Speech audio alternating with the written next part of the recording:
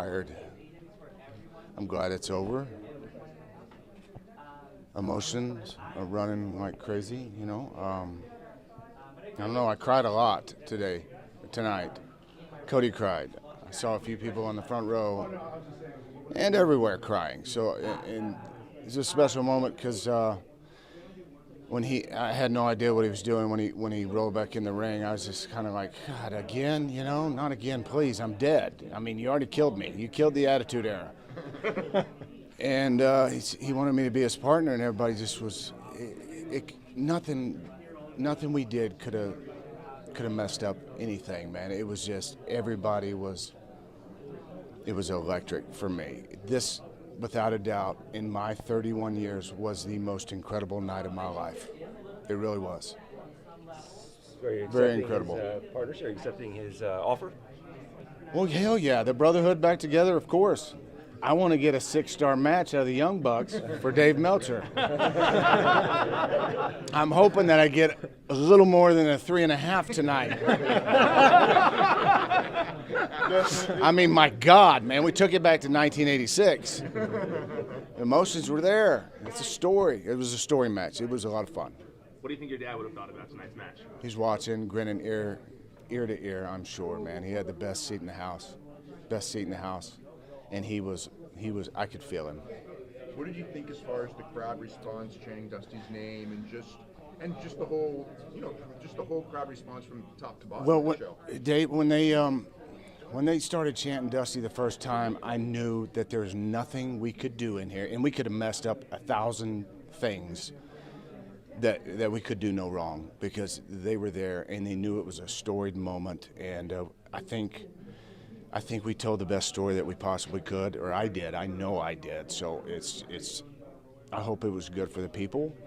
I hope it was good for Cody. I definitely think it was good for AEW. I'm excited about them and what they are doing, because they are fixing to take over the world, and Vince better watch his ass. How exactly did you get busted open? Cody's cane has a wolf head on it. So Brandy, I know she doesn't like me at all. Right? And I really don't care for her either. But she hit me square in almost my temple. It felt like my temple. But when I went down, I'm like, what the hell? And then she speared me, and I rolled over, and it just started shooting out. I was like, oh, God, that's a deep one. So I was, it was blinding at times in the match. And I was like, oh, man, it won't stop. It kept coming. I think the sweat in the building does that too, and probably my nerves, because I was so hyped up for it. Did you ever think about saying, I quit? Absolutely never. That's not in our DNA, not in the Rohdes DNA, man. Dustin, you sat at home for a while, and this was pretty much your first appearance in a long, long time. How did it feel to be out there in the ring again and get to be who you are and to do it your way? Well, 8 months I think I was home about that because of the double knee surgeries, and they were feeling good, and I trained really hard for it. I wasn't sure what to expect with this crowd. I've only seen it online and how loud and crazy they are for the whole show. Like All In was amazing, and they were just there for everything throughout the whole show. I was like, how are they going to take to Dustin? I don't know. So that was a big question, just standing outside of the ramp and listening to our video package. And they're popping at certain things. I'm like, cool. And they pop at Cody. I'm like, well, I got my work cut out for me. And then they started coming with me, and it felt really, really good. It really, like I said, it was the greatest moment in my career. What's more intense, facing your brother in the ring or having Mark Henry back here? I don't want to face Mark Henry at any time because he'll kill me. I've been in the ring with him, so yes. If this is in fact your last match, your next match is your last match, what do you want your legacy to be remembered as? Tonight. That's all I could say about that, man. I mean, I cannot top tonight. I put everything into it, and I hope it was good enough, but it was good enough for me.